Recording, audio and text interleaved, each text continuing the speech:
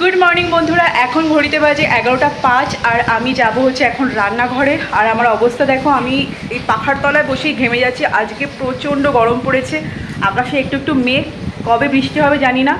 তো যারা এই গরমে রান্না করছে, যেসব গৃহবধূরা বা বাইরেও যারা কাজ করছে প্লাস ঘর সংসার সামলাচ্ছে, তাদেরকে আমার তরফ থেকে অনেক অনেক কুর্নিশ। জানি না তারা কীভাবে করছে, বাট করছে। তো যাই হোক, আমি এখন যাব রান্নাঘরে। আর আজকে দুপুরের লাঞ্চের জন্য রান্না হবে শোল মাছের হালকা পাতলা ঝোল। বর সকাল সকাল শোল মাছ নিয়ে এসেছে, আর আমার শোল মাছ খুব ফেভারিট, ওরও খুব ফেভারিট।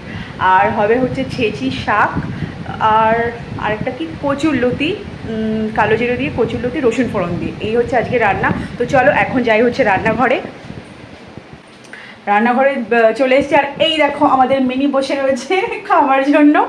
আর এই যে হচ্ছে শাক ধোয়া হয়ে গেছে, এই দেখো শাক ধোয়া হয়ে গেছে, আর এটা মাছ ধোয়া হয়ে গেছে, শাক ধোয়া হয়ে গেছে, আর কচুলতি ধোয়া হয়ে গেছে। সব আমার বর করেছে, তো ও খুব আমাকে হেল্প করে, এর জন্য তো আমি ওকে অনেক অনেক থ্যাঙ্কস জানি। ওই যে ও এখন হচ্ছে কিছু একটা কাটবে আবার, তো ওকে দেখাতে পারছি না, এখন পরে দেখাবো। আর এই দেখো হচ্ছে আমি শিলনোড়ায় নিয়ে নিয়েছি হচ্ছে জিরে, একটুখানি ধনে আর শুকনো লঙ্কা। এটা হচ্ছে বাটবো এখন। তো ধনে জিরে শুকনো লঙ্কা বেটে শোল মাছের ঝোল কিন্তু দারুণ লাগে। আজকে তোমাদের সাথে সেই রেসিপিটাও শেয়ার করব, তো অবশ্যই সঙ্গে থাকো। আর আমি তো এখনই ঘেমে নিয়ে অস্থির হয়ে গেছি, যখন বাটবো তারপরে কী অবস্থা হবে সেটাই হচ্ছে দেখার। তো যাই হোক, চলো এখন বেটে বুটে নিই, তারপর তোমাদের সাথে রান্নাটা তো শেয়ার করবো। চলো।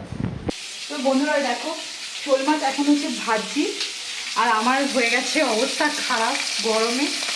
আর ওদিকে হচ্ছে অপেক্ষা করছে আরেকজন মাছ ভাজা দিয়ে। দেখো মাছ ভাজা দেখছে কফির প্যাকেট নিয়ে, কখন মাছ ভাজা হবে আর কখন আমি খাবো। ওই দেখো দেখেছো? তো এখানে মাছ ভাজাটা হচ্ছে, আর এদিকে আমি হচ্ছে বাড়ছি ধনে জিরে শুকনো লঙ্কা। আর এদিকে পড়েছে মাছ, তো গরম, আমার অবস্থা দেখো প্রচন্ড গরম পড়েছে। আর ক্যামেরার ওই পাশে হচ্ছে আমার বর, সেও ঘেমে ঘেমে আমার ভিডিও করছে।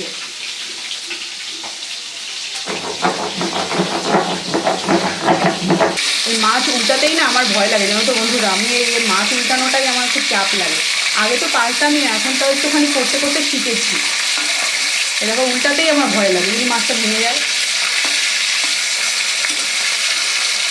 এদিকে দেখছো কচুলতি কেটে রেখেছে আমার বউ, সুন্দর করে পরিষ্কার করে। না বন্ধুরা, কচুলতি আমার বর কেটেছে, এই শাক কচুলতি সব আমার বর কেটেছে, একদম কাটিং মেশিন কত সুন্দর করে করতে পারে, এবারে না দেখলে বিশ্বাস করবে না, এত সুন্দর করতে পারে। আর এদিকে হচ্ছে এই কড়াইতে যাবে হচ্ছে কচুলতি, এটা গরম হচ্ছে, আর এইদিকে আমার বাটাবাটি চলছে। অসহ্য গরমের মধ্যে বাটা কমপ্লিট, বেটে বুটে কমপ্লিট করে বললো আমার বউ। দেখতে পাচ্ছেন বাড়তে খুব উস্তাদ। আমি বারণ করলাম গরমের মধ্যে বাড়তে না, মশলা দিয়ে রান্না করতে না। দেখো বাটা মশলার টেস্ট কিন্তু খুব ভালো হয়। আগেকার মা ঠাকুমারা কিন্তু বেটে বুটেই রান্না করতো। বাটা মশলার আলাদাই একটা মানে রান্নার ভালো টেস্ট হয়। এটা তোমরা অ্যাগ্রি কিনা বলো হ্যাঁ কমেন্টে। আমি তো বেশিরভাগ রান্না পারলে আমি বেটে করি, না পারলে আমি জিরে গুঁড়ো ঠিরে গুঁড়ো দিয়ে করি, কিন্তু আমি বেশিরভাগই বেটে বুটেই রান্না করতে ভালোবাসি। আমার বাটা রান্না খুব ভালো লাগে। আমার বউ খুব পরিপাটি করে রান্না করে, কোনো ফাঁকিবাজি দেয় না। দেখতে পাচ্ছেন মাছ ভাজা মোটামুটি কমপ্লিট। এখন দেবো, এই যে তেল ঢেলে দিল, তেলটা গরম হলেই দেখতে পাচ্ছ এটা হচ্ছে রসুন একটু ছেটো করে দেবো তার জন্য। দেখলে যে রান্নাটা যেরকম দেওয়া হচ্ছে সেরকম আমার বউ দেয়, রান্নায় কোনো ফাঁকিবাজ দেয় না। তেলে জলে রান্না করে দিয়ে দিলাম তা না। এরকম কেউ করে নাকি? দেখতে পাচ্ছ। হ্যাঁ, আবার চিনি কমের ড্রেস পরেছে, চিনি কম দেখতে পাচ্ছ বন্ধুরা, চিনি কমের ড্রেস পরেছে। না হলে যে বাটা বুটার ছিটা না এখান দিয়ে মানে নাইটি খারাপ হয়ে যায়। দেখতে পাচ্ছ চিনি কম। তেল গরম হয়ে গেছে, এবার শুকনো লঙ্কা দেবে। প্রথমে শুকনো লঙ্কাটা দিয়ে দিল, তারপরে একটু কালো জিরা দিয়ে দিল, থেতো করা রসুনটা দিয়ে দিল, দিয়ে ভালো করে কুচিয়ে ঢেলে দিল।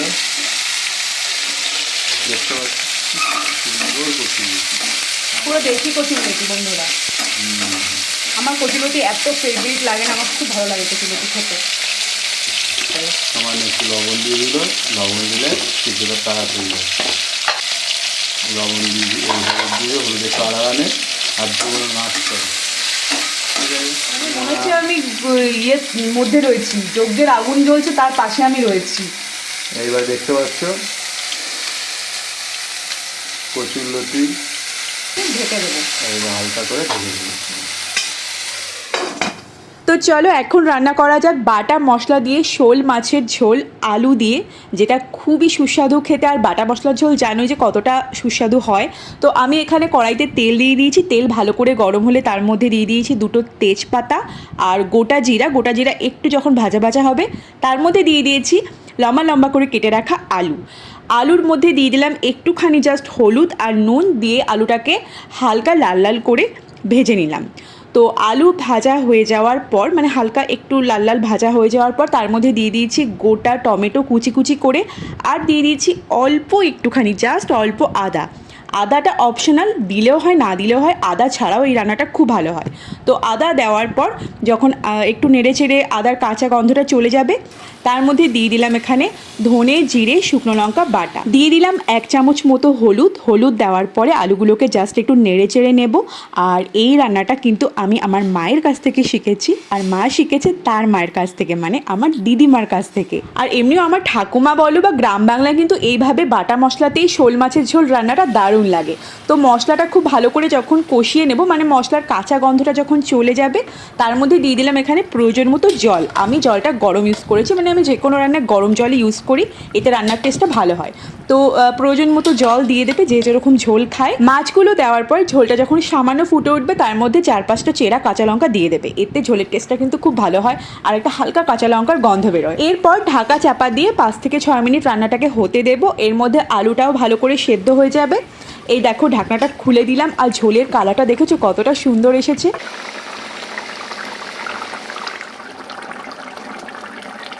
রান্না আমার হয়ে এসেছে, আলুটাও খুব ভালো করে সেদ্ধ হয়ে এসেছে, আর নুন মিষ্টিটা তোমরা তোমাদের স্বাদ মতো দিও।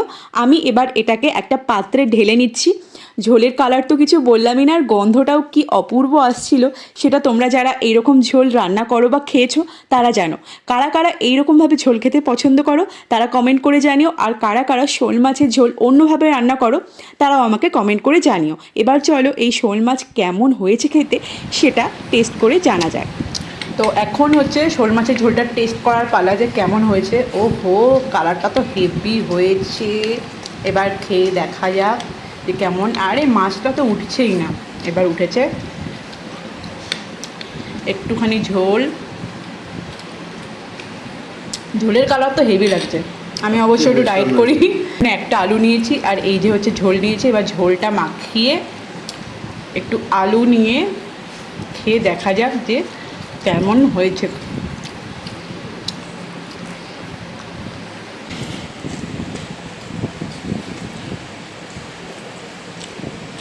আমি কি ভালো রান্না করি, হেভি হয়েছে,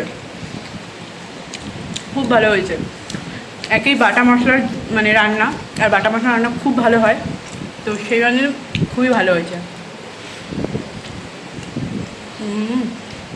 দারুণ দারুণ।